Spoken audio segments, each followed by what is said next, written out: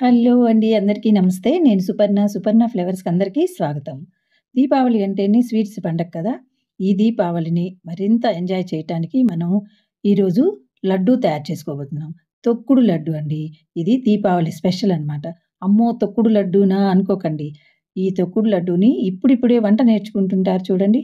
అలాంటి పిల్లలు సైతం చక్కగా చేయగలిగే విధంగా సింపుల్ ఇంగ్రీడియెంట్స్ తోటి చేసి చూపించబోతున్నాను. మీరు తప్పకుండా ఇవి దీపావళికి ఈ లడ్డూ తయారు చేసుకుందురు గాని.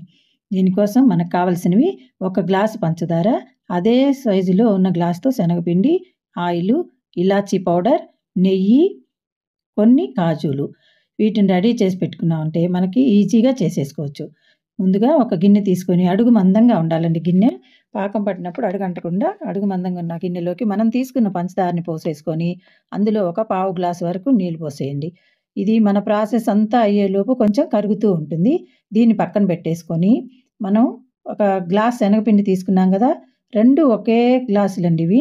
ఈక్వల్ క్వాంటిటీలో తీసుకోవాలి. శనగపిండి, పంచదార ఈ 2 ఒకే క్వాంటిటీలో ఉండాలి. ఒక గ్లాస్ తీసుకుంటే శనగపిండి ఖచ్చితంగా అదే గ్లాస్ తోటి పంచదార కూడా తీసుకోవాలి.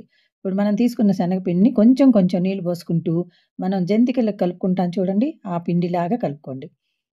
మరీ లూజ్ అవ్వకూడదు. మరీ గట్టిగా అవ్వకూడదు. గిద్దల్లో వేసి మనం ప్రెస్ చేస్తే ఈజీగా దిగిపోవాలనమాట. ఇలా కలుపుకున్న పిండిని మనం ఒక 3 ముద్దల్లాగా చేసుకుందాం. ఈజీగా ఉంటుంది మనం గిద్దల్లో పెట్టుకోవటానికి.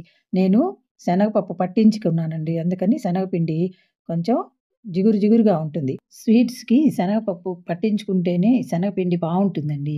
ఈ స్మెల్లే వేరుగా ఉంటుందసలు. మంచి రుచి రావాలంటే శనగపిండిని పట్టించుకోండి కొంచెం.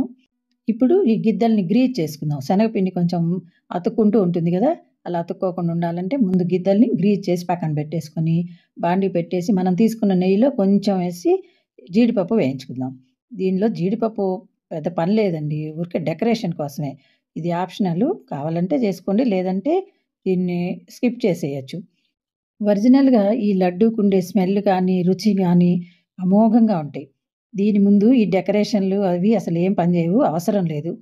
ఇదివరకైతే వేసేవాళ్ళు కాదు. ఇప్పుడు కొంచెం వేసుకుంటున్నారు. చూడటానికి బావుంటుందని అంతే. అవి తీసి పక్కన పెట్టేసుకున్న తర్వాత అదే ప్యాన్‌లో మనం డీప్ ఫ్రై కోసం ఆయిల్ పోసేసి ముందు బాగా కాగనివ్వండి. కాగిన తర్వాత మీడియం ఫ్లేమ్‌లో పెట్టేసుకొని మనం ముద్దల్లాగా చేసుకున్నాం కదా! శనగపిండిని దాన్ని ఒక్కొక్క ముద్ద గిద్దల్లో పెట్టేసి ప్రెస్ చేద్దాం. ఇది ప్రెస్సింగ్ మెషిన్ అండి. ఇదైతే ఈజీగా ఉంటుంది మనకు ప్రెస్ చేసుకోవటానికి. పెద్ద కష్టపడక్కర్లేదు. నొక్కక్కర్లేదు. చేతులు నొప్పులు పుట్టేటట్లు. ఈజీగా దిగిపోతుంది. అందుకని ఇలాంటి ప్రెస్సింగ్ మెషిన్‌లో ఉంటే ఈజీగా చేసేసుకోవచ్చు. ఇలా వేసేసి ఇప్పుడు సిమ్‌లో పెట్టేసుకోవాలి. ఇది లోపలంతా కూడా ఉడకాలండి. అప్పుడే మనకి పౌడీలాగా వస్తుంది ఇది మిక్సీ ఏసినప్పుడు. లేదంటే లోపల ఉడకలేదనుకోండి ముక్కలు ముక్కలు, ముద్దలు ముద్దలుగా అలాగే ఉండిపోతుంది. చక్కగా గోల్డ్ కలర్ రాగానే తీసేసుకొని మిగిలినవన్నిటిని కూడా ఇలాగే చేసేసుకోవచ్చు. మనం తీసుకున్న పిండికి ఒక 4, 5 చుట్టలొస్తాయండి అంతే. శనగపిండి ఒక్కటే కాబట్టి త్వరగా వేగిపోతాయి. అందులో బియ్యపిండి కలిసిందనుకోండి కొంచెం టైం పడుతుందంతే. ఎప్పుడైనా మీరు ఈ పిండి కలుపుకున్నప్పుడు కొంచెం జారైనట్లు అలా అనిపించిందనుకోండి 2 స్పూన్లు బియ్యపిండి కలుపుకున్నా ఏం కాదు. చక్కగా ఇలా మంచి కలర్ రాగానే అన్నిటిని తీసేసుకోండి.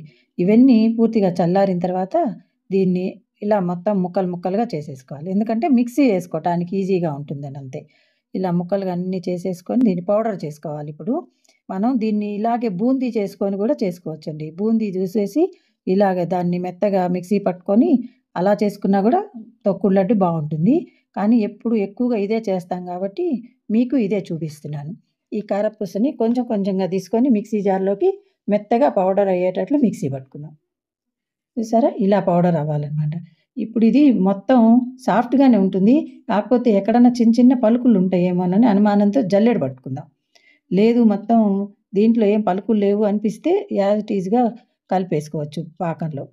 కానీ అక్కడక్కడ వస్తాయని నేను కొంచెం జల్లెడ పడుతున్నాను. ఇలా జల్లెడ పట్టేస్తే ఫైన్ పౌడర్ వస్తుంది.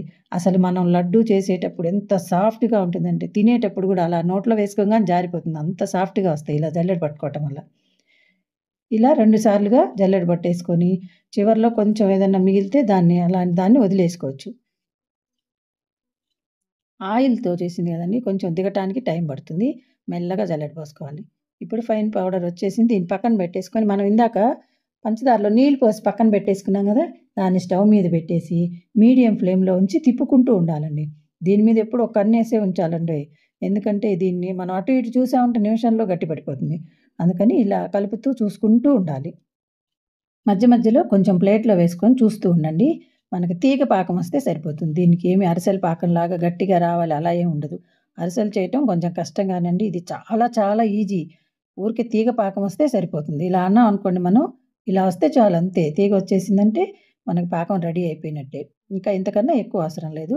ఇలా రాగానే చూసుకొని స్టవ్ ఆఫ్ చేసేయండి. ఇప్పుడు ఇందులో ఇలాచీ పౌడరు, కొంచెం నెయ్యి, మనం తీసుకున్న దాంట్లో కొంచెం నెయ్యి కూడా వేసేసి ఒకసారి కలిపేసి దీన్ని కిందకి దించుకొని, ఇప్పుడు మనం ఇందాక ఫైన్ పౌడర్ తయారు చేసుకున్నాం గదా! కారపూస పౌడరు. దీన్ని మొత్తం ఇందులో ఒకసారే ఏసేసినా ఏం కాదు. వేసేయండి మొత్తం. వేసేసి దీన్ని కలుపుతూ ఉండండి.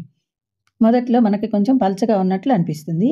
కలిపే కొద్దీ ఈ కారపూస పొడి మొత్తం పాకం అంతా పీల్చుకొని ఇట్లా గట్టిగా వచ్చేస్తుందనమాట. చల్లారే కొద్దీ గట్టిపడుతూ ఉంటుంది. ఇలా ఉన్నప్పుడు దీనిలో కొంచెం మళ్ళీ నెయ్యేసుకుందాం పైనుంచి పొడిగా అవ్వకుండా. నెయ్యేసి మొత్తం కలపండి బాగా. బాగా గరిటెని నొక్కి కలుపుతూ ఉంటే సాఫ్ట్‌గా అవుతుందండి. ఇదివరకు దీన్ని కారపూస చేసిన తర్వాత మిక్సీలుండేవి కాదు గదా! రోట్లో ఏసి దంచేవాళ్ళట. అందుకని దీనికి తొక్కుడు లడ్డు అనే పేరొచ్చింది. ఇప్పుడు మనం మిక్సీ పట్టుకుంటున్నాం కాబట్టి సాఫ్ట్ పౌడరొస్తుంది. ఇలా అంటే మనకు ముద్దవుతుంది. కాలుతోందండి. ఎక్కువ ముద్ద కట్టడానికి రాట్లేదు. ఇప్పుడు దాన్ని కొంచెం చల్లారేటప్పుడు కొద్దిగా అంటే కొద్దిగా పచ్చకర్పూరం వేస్తున్నానండి నేను. లడ్డు అంటేనే పచ్చకర్పూరం వేస్తేనే దానికి మంచి సువాసనొస్తుంది. ఇప్పుడు దీన్ని బాగా కలిపేసుకున్న తర్వాత మనకి ఇది ఇందులో ఉంటే వేడిగా ఉంటుంది. దీన్ని ప్లేట్‌లో వేసుకుందాం. త్వరగా చల్లారాలంటే ప్లేట్‌లో వేసేసుకుంటే తొందరగా చల్లారిపోతుంది. మనకి కాలకుండా గబగబా లడ్డూ చుట్టేసుకోవచ్చు. నెయ్యి చేతికి రాసుకుంటూ మనకు కావాల్సిన సైజుల్లో లడ్డూ చేసేసుకున్నామంటే ఎంత సాఫ్ట్‌గా ఉందో చూడండి. మనం కొంచెమే నెయ్యేసినా నెయ్యి కనిపిస్తుంది వేసినట్టు. ఇలా అన్నిటిని చేసుకొని మనకు కావాల్సిన సైజుల్లో ఈ కాజుతో డెకరేషన్ చేసుకున్నామంటే తొక్కుడు లడ్డు రెడీ. ఈజీయే కదా! మీకు నచ్చిందా? మీరు ట్రై చేస్తారా? ఈ వీడియో నచ్చితే లైక్ చేయండి, కామెంట్ చేయండి, సబ్స్క్రైబ్ తప్పకుండా చేయండి. అలాగే షేర్ చేయటం కూడా మర్చిపోవద్దండి. లైక్ చేయగానే హైప్ ఆప్షన్ వస్తుంది. తప్పకుండా హైప్ చేసి ఇంకొంతమంది రీచ్ అవ్వటానికి తోడ్పడండి. Thank you for watching.